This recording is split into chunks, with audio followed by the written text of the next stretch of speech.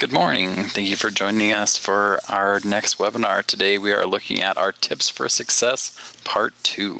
My name is Ben, and I am joined by Alicia. She's going to be answering the majority of the questions today, and I'll just be asking them for her.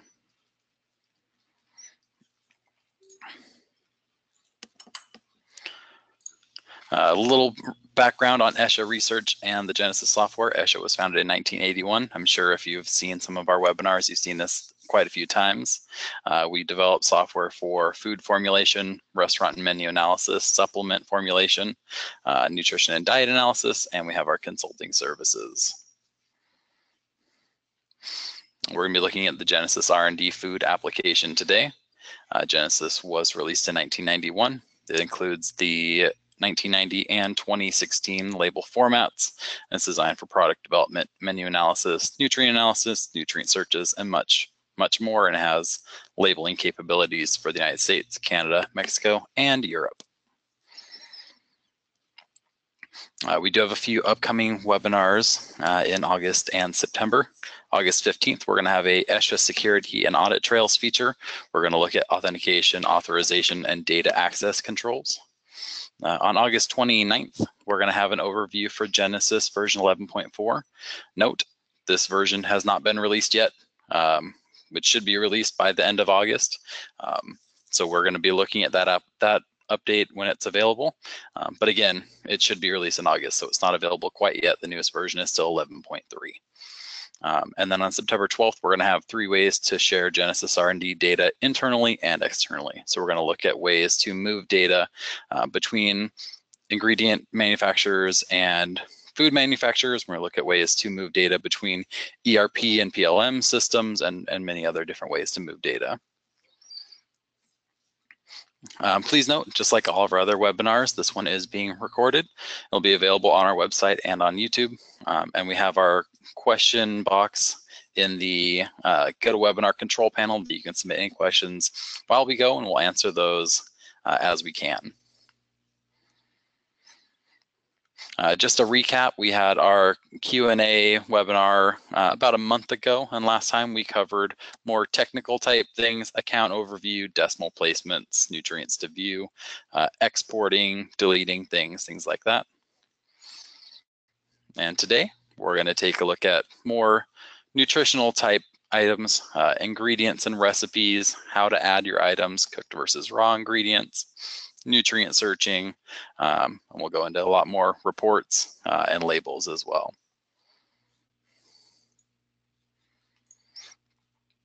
All right, saying that, we're going to go ahead and jump into the Genesis software now.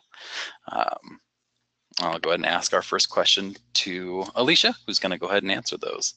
So our first question, can I enter nutritional information from a supplier's nutrition label? Thanks, Ben. And yes, you can. You can enter data in ESHA software from any source. You can enter from a data sheet or from a nutrition facts panel from a package, but you just want to be mindful of the nature and the quality of the data that you're entering. So if you're adding ingredients and information from your suppliers, note if it's a cooked or a raw form, note if it's rounded or unrounded. And if it is rounded from a nutrition facts panel, just know that that will carry forward. Any rounding that occurs on a nutrition facts panel will carry forward to your recipe and your formula. Keep in mind items that occur in small amounts like flavors or spices. And if you're using a nutrition facts panel with rounded values, a lot of those will report as zeros, while a 100-gram report will provide more detail. And those small numbers can add up to reportable amounts along the way if you're using the 100-gram report. There are definitely advantages to using unrounded data. And on another note, if you are a supplier and you provide data to your customers, be aware that they may request and need data in the unrounded form that provides more detail about your product. The multi-column report is a very handy report to provide to customers, or if you're wanting to provide unrounded data. Let me just show you an example. So I'm going to open up a recipe, and in the reports section, one of my options is the multi-column report. And here I have a nutrients to view set. Ben covered that in the previous webinar, but here it shows quite a bit of information and shows per serving amounts as well as per 100 gram. So this is a great piece of information to give to clients and customers. Great, and I'll expand one little piece on that I just thought about.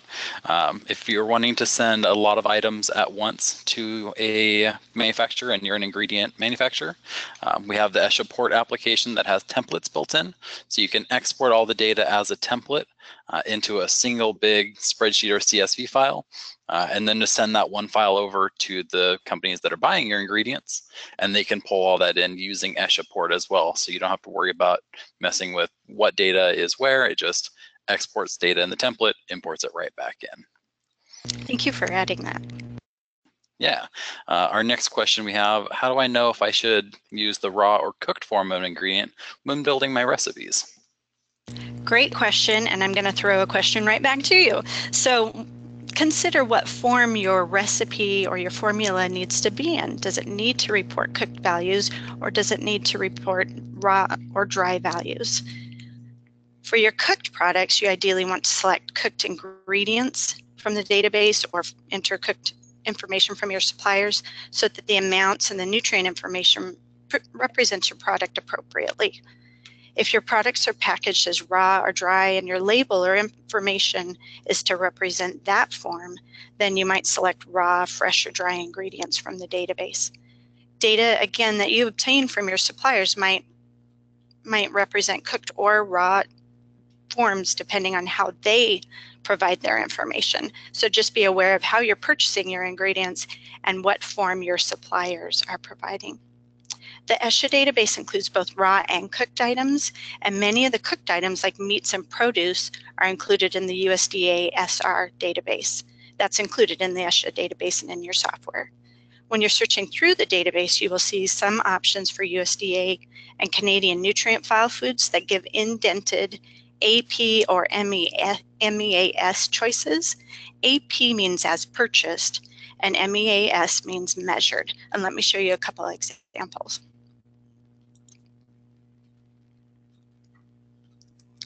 So here's an example of a chicken breast, and this is a cooked chicken breast. As indicated in this top line, it's a roasted skinless chicken breast. You will see underneath that it has several different options. One is AP raw as purchased raw with the bone and skin, or as purchased raw and boneless. And let me just show you a bit more detail about this item. If I click on the preview button and then go to yields and measures, you'll see some information in a few different columns. The cooked yield represents how much is lost during the cooking process. So if you take it from a raw form to its cooked form, it's going to lose a certain percentage. And these are based on USDA retention yields. The refuse column indicates the amount of inedible portions. So that could be bone or skin. Of course, we know that skin can be consumed, but in this case, because of the description on this top line that includes skinless, the final form of this particular ingredient will be a roasted skinless chicken breast, and Genesis is accounting for the loss.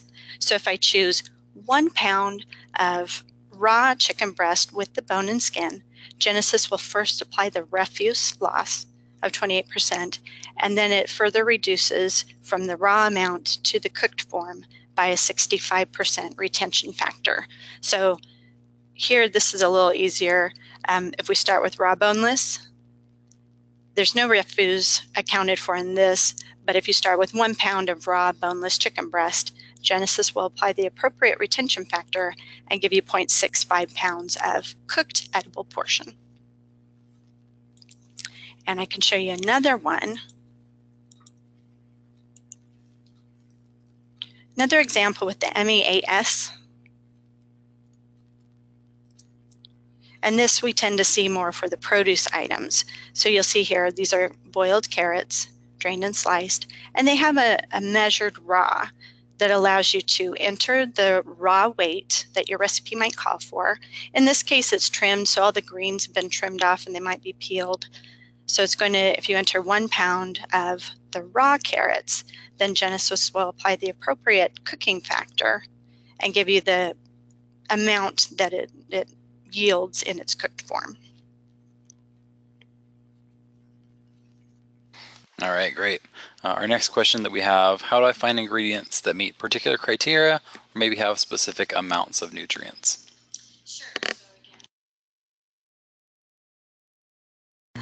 Thanks. This is one of my favorite features of Genesis because it just allows us to dig in a little deeper into the nutrient detail of particular foods. So I'm going to use a specific example. A question I've received is, how can I find meats that report fat at 20%? So here I can access the F5 or the nutrient search from the various search for screens in Genesis. So if I go to the search for field here, press my F5 button on my keyboard, this opens the nutrient search window. And from here you can set specific criteria to find the items you want to match that criteria. There's a nutrients column, and I go to the select button to choose which nutrient. In this case, I'm looking for cuts of meat with a certain amount of fat. So I can either double click or use the arrow. And then this qualifier column in the middle, it's by default it's set to equals, but I can choose different. And here I'm going to say if fat is less than, in this case, I'm going to enter 23 grams. A word about this is the search results that will be displayed might be per 100 grams or they might be per serving. If I'm just want to cover all bases, so I'm going to select raw meat, and I know that per 100 grams, 20% would equal 20 grams. But per serving of like a 4-ounce serving of raw meat, it might be around 23 or 24. So I'm also going to add in this search for field beef, raw, and USDA, just for demonstration purposes. And you may have seen that I removed the limit. By default, there's a 1,000 item limit here. I just removed that. Sometimes if you've got an involved search, it can slowly crank through it. But in this case, I think I have enough filters on that it shouldn't take too long. So here it gives me the results of my raw beef from the USDA, as indicated here in the product, and then the fat content in grams. Here I can click on the header and it will sort in ascending or descending order. And here if I scroll down, I'm seeing these are the cuts of meat I might want to take a look at. They're around that 20% fat content per 100 grams. All right, great. Moving into some more recipe-specific type questions. How do I enter a recipe by percentage? Let me switch over to a different recipe that I have created, and I can demonstrate that a little better. So in Genesis, the default unit or the unit of measurement that you'll see most often is a gram. And when you're assembling a recipe, there's a weight field right here that adds up the weight of your recipe as you assemble it. So knowing that if 100 grams I equate to 100%, I can just build my recipe as I go, where 55 grams here equals 55% of my recipe. 13 grams equals 13%, and I keep adding ingredients and knowing that when I reach 100, I'm at 100%. So if I'm at 104 here, I need to adjust some of these ingredients to make 100%. All right. Our next question, which maybe is a little bit of a user preference type question, but should I enter recipes by single serving amount or by our full batch? You can do either. Genesis is flexible in that way. So it's really, what is the information you're working with? Where is your recipe coming from? What purpose? Some folks I know do enter recipes in the amount of one serving. So there you just want to be mindful. If your serving size is small, like a 1 ounce serving, how does precision affect your end results and the nutrients? Say if you're preparing a label, how might that affect your end label results? In addition, if you're working with large recipes, like 500 pounds, or your batch size is 500 pounds, but you enter a recipe per serving of 1 ounce, how might those translate, and is there any consideration you need to make? Great. Next question, which the last one kind of led into, is should I set my serving size by weight or by how many servings the batch makes? Sure, and again, this is dependent upon perhaps your audience or purposes. So in Genesis, again, there's flexibility, and you could set your recipe, your serving sizes in a couple different ways. One is a recipe makes so many servings, and the other is a serving weighs a specific amount. And a couple application differences here. Say you're preparing recipes for your website for consumers, what ingredients can be used in a finished recipe. And those we often see in consumer-friendly amounts, like this recipe makes 8 servings. So you might enter a recipe in the amounts and indicate a recipe makes 8 servings or so, and then Genesis will divide and report the gram weight for each serving. On the other hand, if you're working with a label, creating a nutrition facts panel, we often work in a very specific amount, a gram weight, for instance, as that final serving size. And there you may be working again in a really large batch size, but you know the specific gram weight for your serving size and want to use that option. A serving weighs a specific amount. All right. Our next question, I'm seeing numbers in red on the check data screen. What can I do about that? Sure. So the check data feature is designed to provide instant feedback on some of the values reported for your recipes.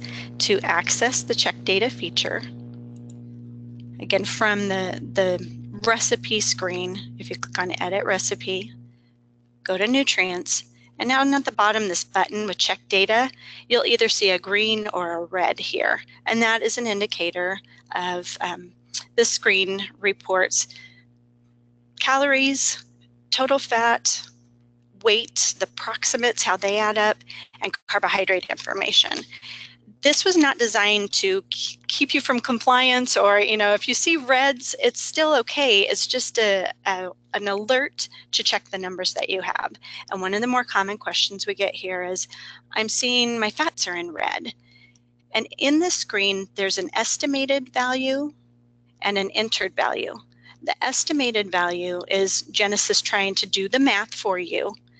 And then the entered value is based on what values you actually entered for. In this case, like total fat, it's looking at your total fat numbers, trying to add up saturated, mono, polyunsaturated, and trans fat, and comparing these two.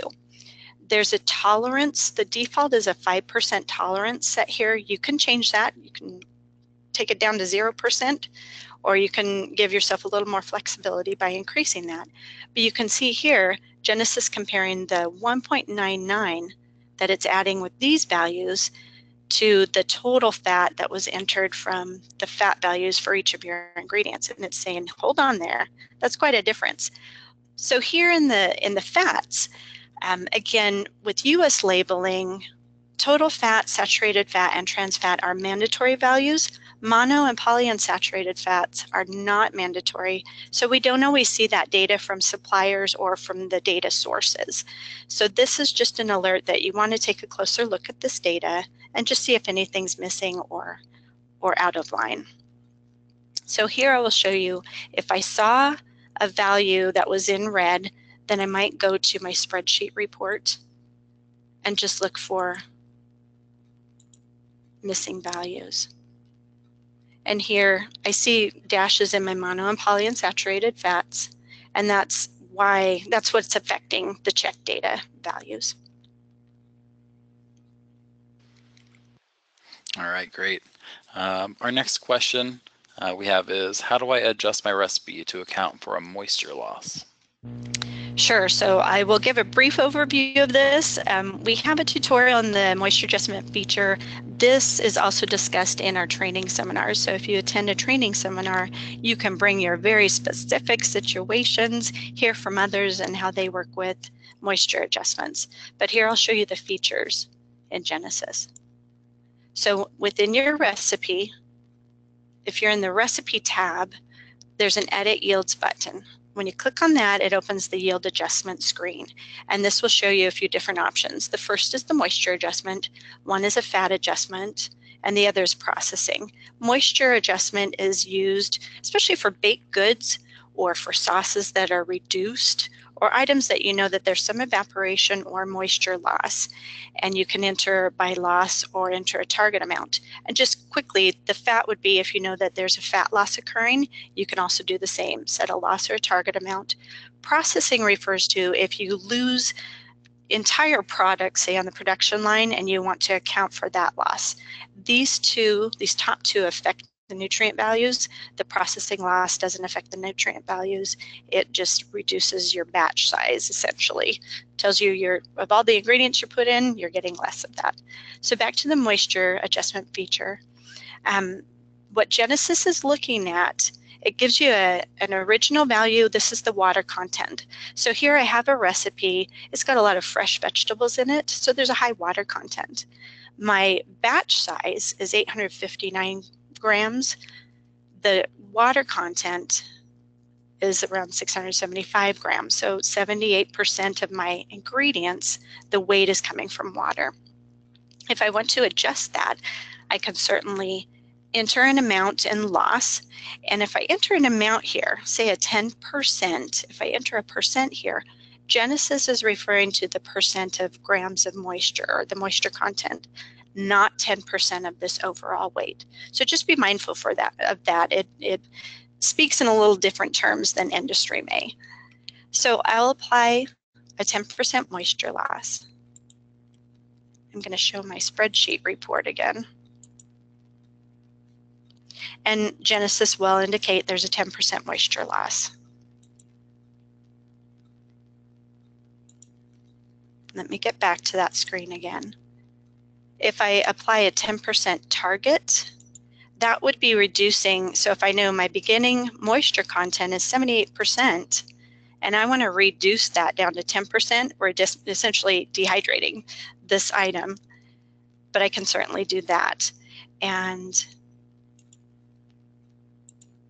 now it's showing me 10% is my target.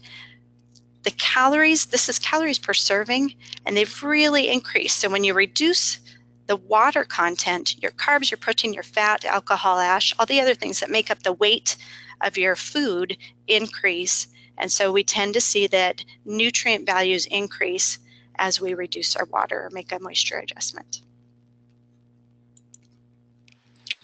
And then the other point that you might want to consider, if you're using a baked item and you have pre-bake and post-bake weights, rather than using a percent, you might use a weight adjustment. So you can certainly adjust the weight or enter your moisture loss in terms of a weight adjustment rather than a percent. And that again will remove this weight from your water content to make that adjustment. All right, that was great. Our next question that we have, or maybe not quite a question, but I think maybe the part that you're the most excited about, the spreadsheet report. Can you tell us a little bit more about the spreadsheet report and all the great things that it can do for you? Of course, I totally put that question in because, as you've seen, I've demonstrated the spreadsheet report already. And we just cannot stress this enough that whenever you're creating recipes in Genesis, you want to take a look at the spreadsheet report. It really tells you important detail. So I'll show you a little bit of this. The spreadsheet, as I mentioned already, has dashes. And when you're working with nutrition facts panels and working with mandatory nutrients on the nutrition facts panels, you want to make sure that you don't see any dashes in your mandatory nutrients. Here again with the mono and polyunsaturated fat, if I knew that I wasn't reporting these on my label, I see dashes there, but I can choose whether I want to investigate and fill in those blanks, populate those fields so I have complete data, or since I know I'm not reporting those on my label, I may just disregard those dashes and be okay with that. So it depends on if I'm maybe providing a multi-column report to a customer with unrounded values, or if I'm reporting on my label, which fields do I need to show. Another indicator on the spreadsheet report, you see this number here in red, and that indicates an override value. So somewhere here, as indicated in this column, there's a fiber value that was overwritten. So rather than Genesis just adding up the values reported here, I've gone in manually and entered a different value. So that's indicated in red on the spreadsheet report. And again, of course, the moisture adjustment information will show up. Use it, please. All right. Next couple of questions are going to focus a little more on the label itself.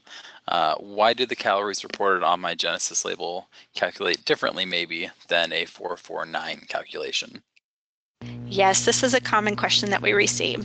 And by default, the calories reported in Genesis are those reported for each ingredient and then divided by the serving size. So Genesis doesn't automatically report calories per 449. There is an option in the label settings that allows you to report your calories based on 449. So I'll show that to you real quick. If I view my label, so here it's showing calories at 170. We go to Edit Label and Nutrient Options, Expand Your Calories options, and this bottom one, the calorie calculation method, it's automatically set to total of all ingredients, but you can switch that over to 449 method. We'll see if that makes a difference. In this case, it didn't make a difference, but sometimes it might bump it up by 10. Definitely something to consider. All right, and we have our last question here that we had for the main part of our webinar, and this is probably the question I think technical support sees more than anything else that we see. And how do I display % daily value protein on my nutrition label? Of course. So simple question, involved answer, but I'll show you the feature and then just discuss a little more of the calculations that might go into this. So %DV of protein on the label must be displayed in a few circumstances. To view this, again, with the label open, go to Edit Label, or in Nutrient Options, and find Protein. When you expand the protein options, you'll see some additional fields. In order to report %DV protein on the label, you must enter either a PD-CAS score or a PER. The PER is needed for foods that are intended for sale to infants, so 0 to 12 months. The PD-CAS is used for child labels, so 1 to 3 years, or for adult labels, 4 years and above, that make a claim. They must be reported on those that make a claim for protein. Otherwise, if you're not making a claim for protein on your packaging, you may choose to report %DV. So to do so, you'd enter a PD-CAS or a PER score. If you click on this field, it tells you a little bit more about that particular score. And here, a PD-CAS is a value between 0 and 1. The PER is a value between 0 and 2.5. The PER is a lab-determined value. The PD-CAS can be calculated, and we have more documentation on our website, as well as this is another topic that is covered in training. So I'm going to enter in a score that represents an incomplete protein. Click OK. Oop, I'm sorry, I missed one step. Let's try that again. Remember to check this box, show % protein. And here you see the 2% showed up on the label. Fantastic. Those were all the questions that we had kind of set out. In a few moments, we're going to go through some of the questions that everyone had during the webinar.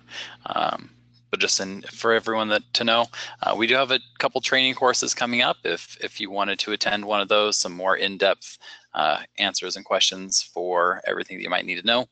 We have a professional training that is designed specifically for restaurants coming up, August 15th and 16th in Washington, D.C.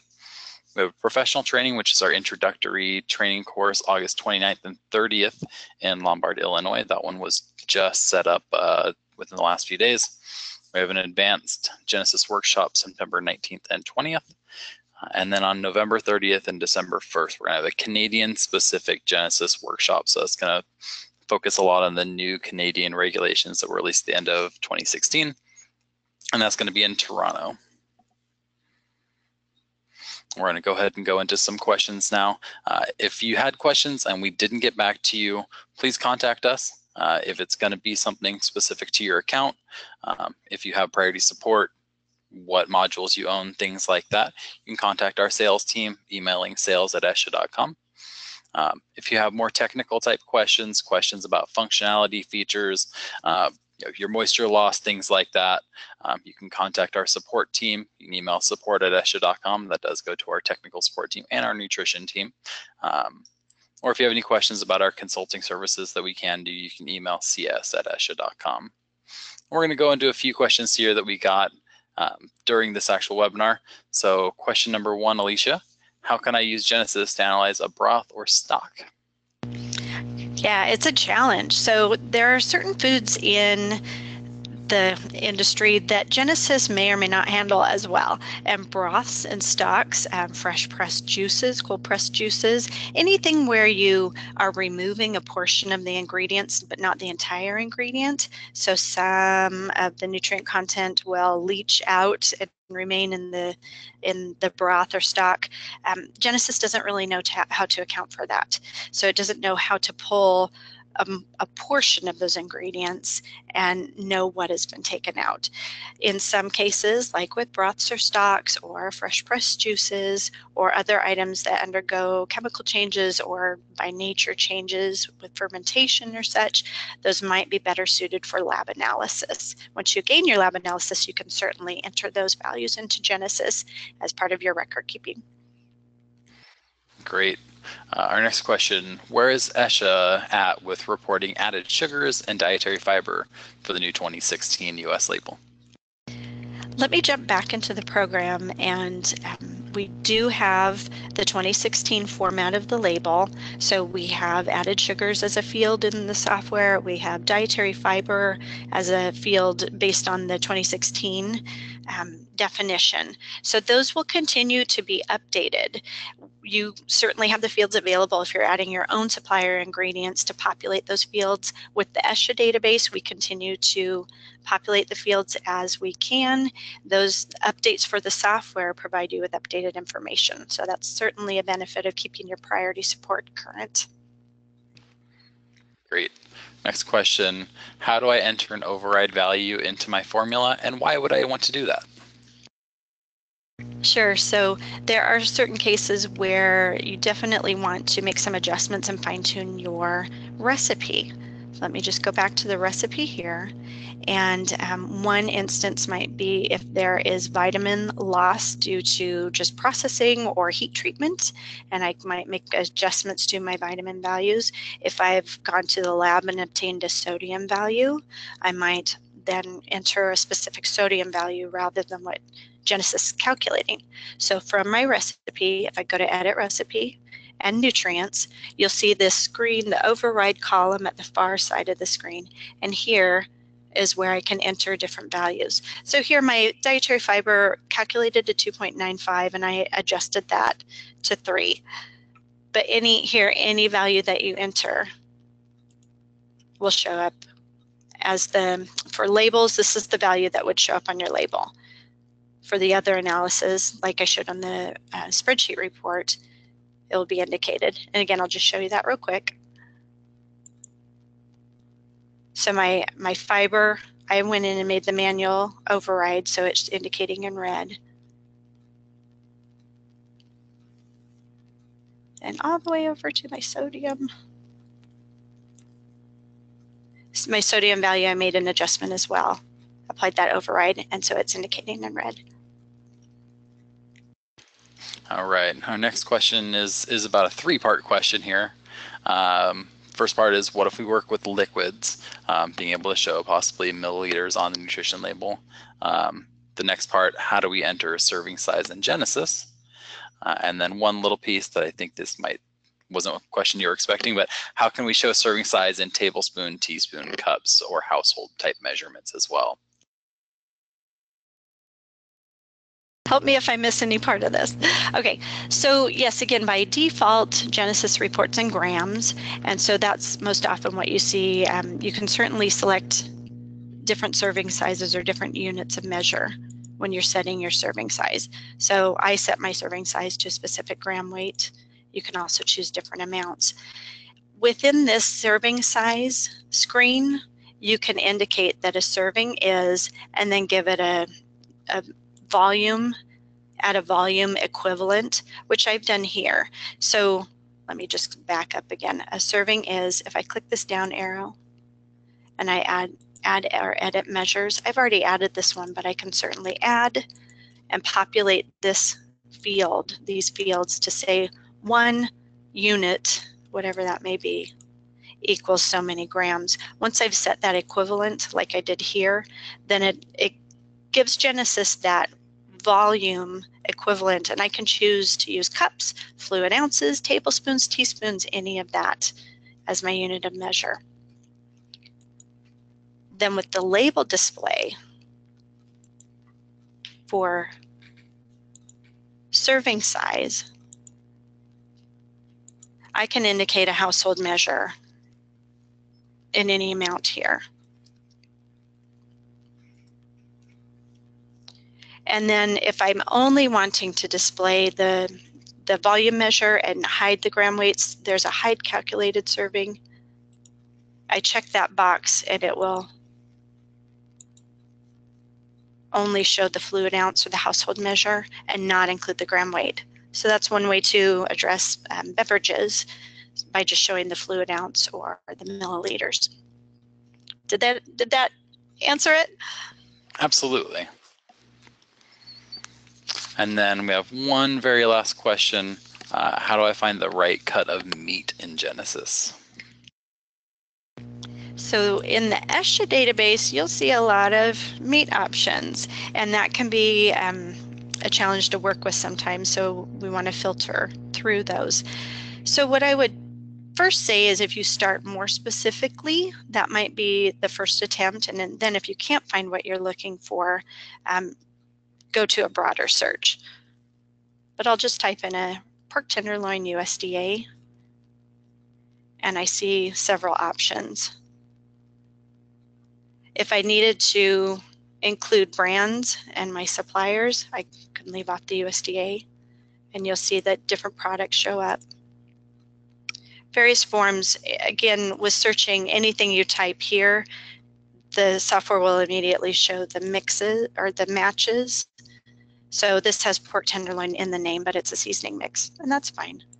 Another search term for USDA meats, some of the USDA items include a URMIS code, and that's the Uniform Retail Meat Identity Standards code. We've included that because it is reported in the USDA database for many of the meat items.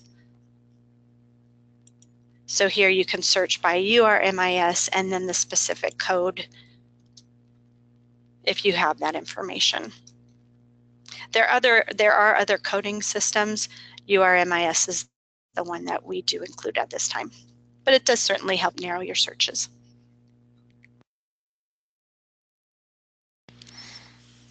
All right, thank you so much, Alicia. As I mentioned earlier, if we didn't get to your question, or if you have a more specific or in-depth type question, contact us after this and we can certainly work with you. I would like to thank everyone for joining us today, and have a great day.